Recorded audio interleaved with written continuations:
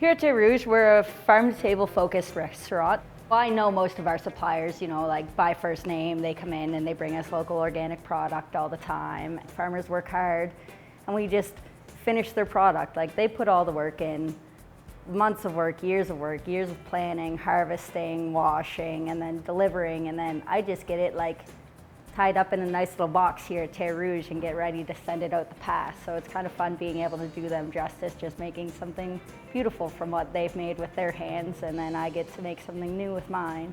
Wild blueberries only grow in Atlantic Canada, Maine, and Quebec.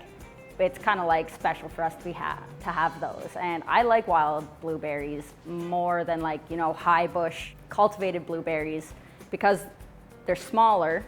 So I think they have that more pure blueberry taste opposed to the cultivated high bush blueberries, which are, a little bit bigger. I find them a little more subtle in flavor, not as tart or sweet.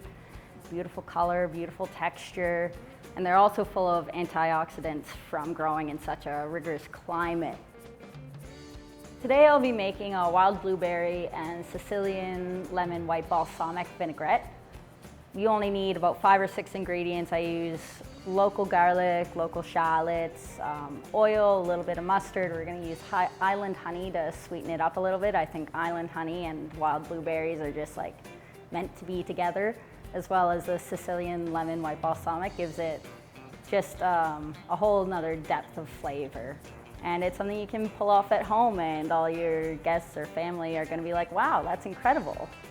It's winter right now, so I put it with winter kale, massage the kale really nicely, a little bit of goat cheese, and I like putting granola on it with a little bit of crunch. And then still, it's not wildly outside of the flavor profiles you would see in a dessert. You've got your, we do a maple olive oil granola.